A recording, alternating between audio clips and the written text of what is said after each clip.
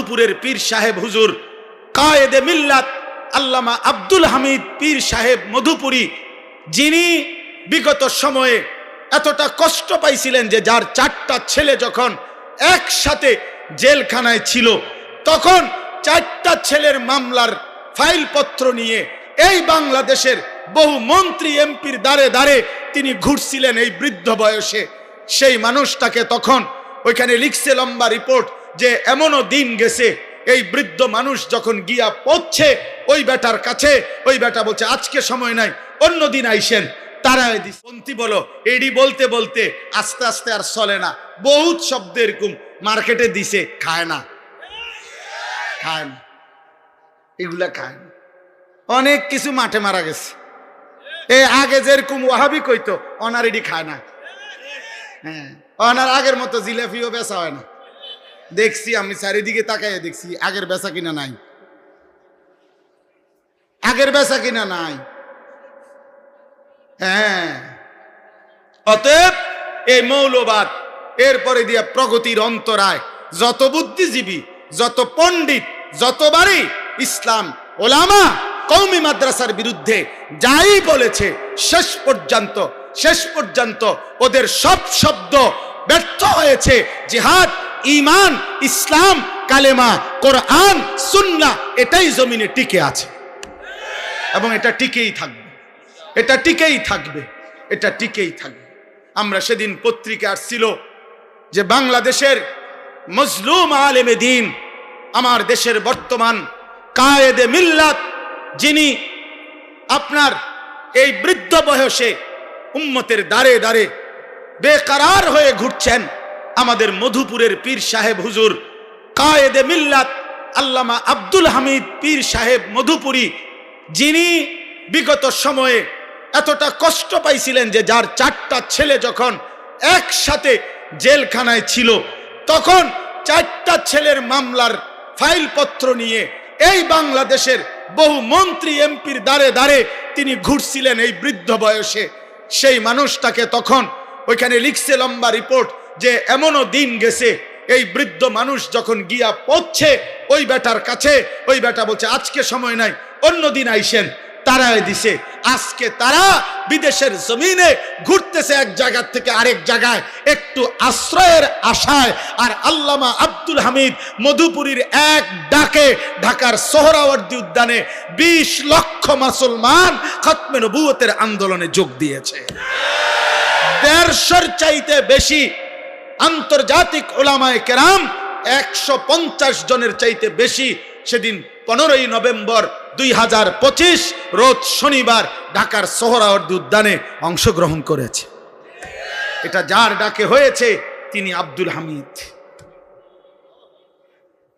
তিনি আমার মধুপুরের পীর সাহেব আমাদের।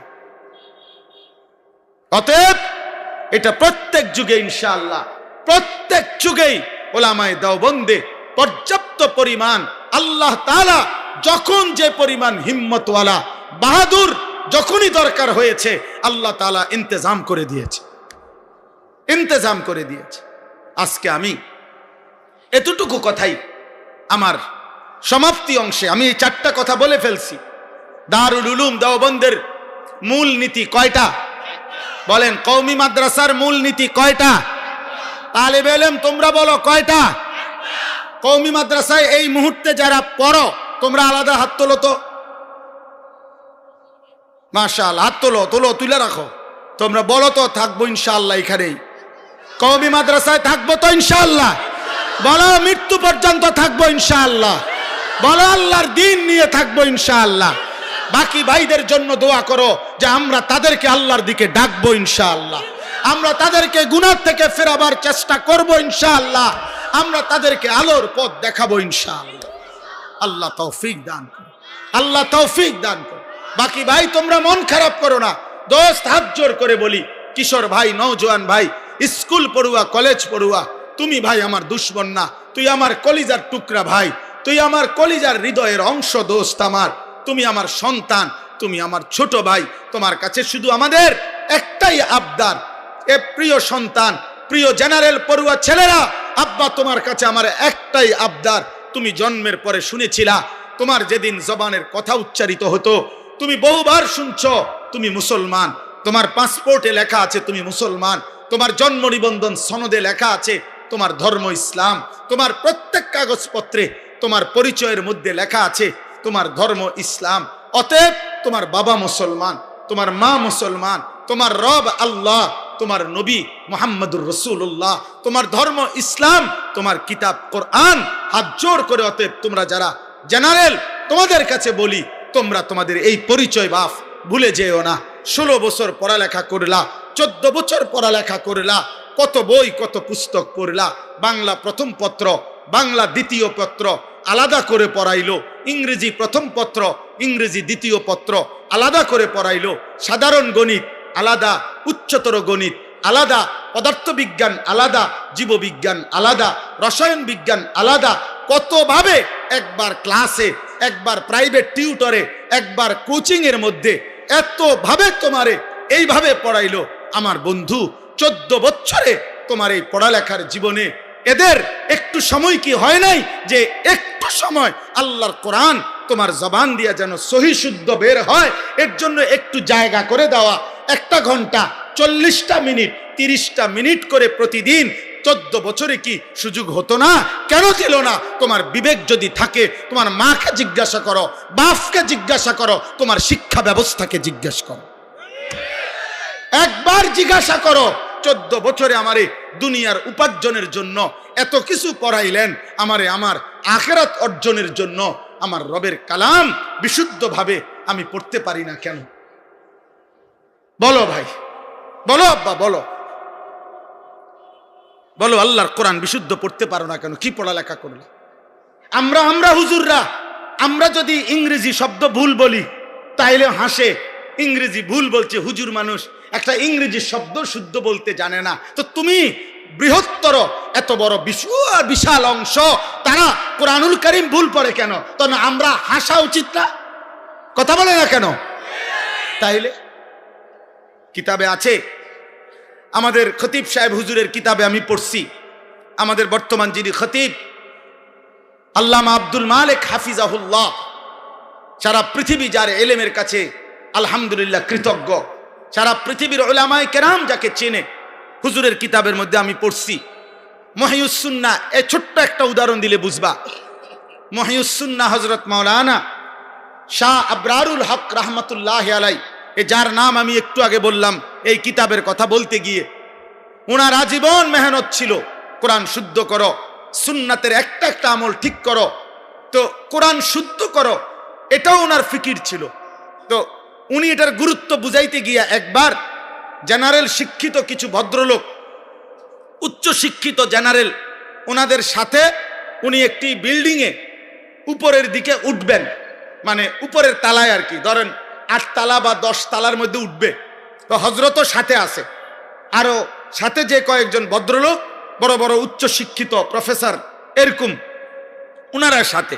তো হজরতের যে পরিচিত প্রফেসর, হজরত ওই লিফটের, যেখানে লিফট উঠতে হয় এখানের কাছে আইসেই হজরত ইচ্ছা করে উনাকে বলতেছেন, ভাই লেফট কাহা হ্যায়, লেফট কোথায়? কি বলছেন?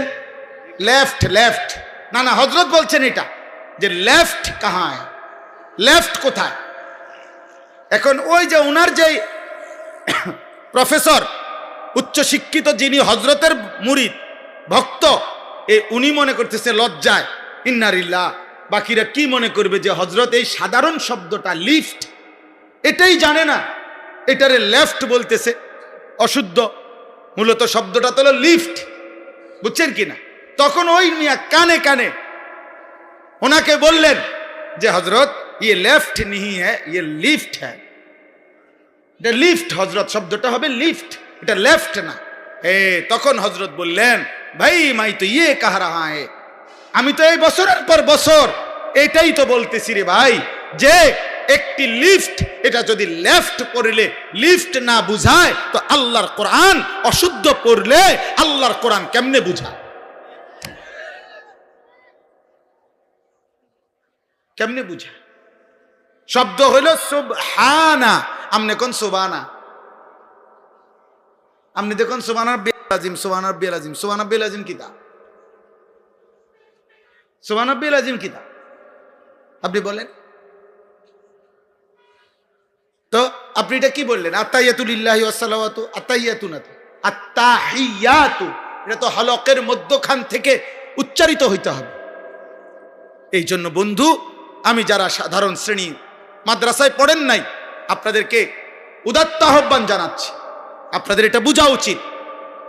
যারা সাধারণ আছেন, পড়ালেখাই করেন নাই, আপনি মনে করেন হুজুর আমি গ্রামের মানুষ, মূর্খ মানুষ, সাধারণ মানুষ, এই সমস্ত ফাকনা কথা বললে হবে না। এসব সিহন কথা বাদ দেন। আপনি যে গ্রামের মানুষ, আপনি খানা বন্ধ করছেন নি? কথা বলেন না কেন?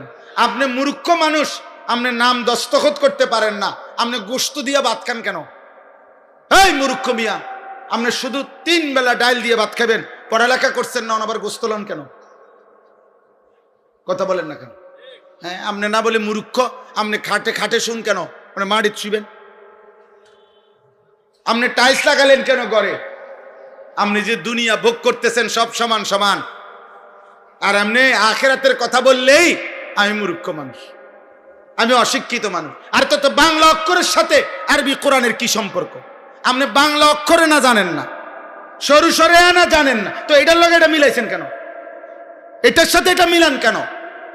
অতএব আল্লাহর কোরআন শিখা, আল্লাহর কোরআন ঠিকা, দিন শিখা, প্রয়োজন পরিমাণ কোরআন সুন্নাহ, হালাল হারাম, জায়েজ না জায়েজ, করণীয় বর্জনীয়, আমার ঘর, আমার ব্যক্তি, আমার স্ত্রী, আমার সংসার, আমার উপার্জন, আমার বাজার, আমার ব্যবসা, আমার লেনদেন, আমার 24 ঘন্টার কর্মকাণ্ডের মধ্যে কোনটা হালাল, কোনটা হারাম, কোনটা আমার করণীয়, কোনটা আমার বর্জনীয়। খোদার কসম, আপনি মাদ্রাসায় পড়েন, স্কুলে পড়েন, কলেজে পড়েন, ইউনিভার্সিটিতে পড়েন, মূর্খ থাকেন, বকলম হন, গ্রামের হন, শহরের হন, সম্পদশালী হন, গরিব হন, প্রত্যেকের জন্য ফরজে আইন, বাধ্যতামূলক, বাধ্যতামূলক, বাধ্যতামূলক। এজন্য আমরা এটা কওমি মাদ্রাসার চেতনা থেকে এটা বললাম, আমরা চাই উম্মতের হার তবকা দিন শিখুক, কোরআন শিখুক, সেজদা শিখুক। আল্লাহ তৌফিক দান করেন, আল্লাহ তৌফিক দান করেন।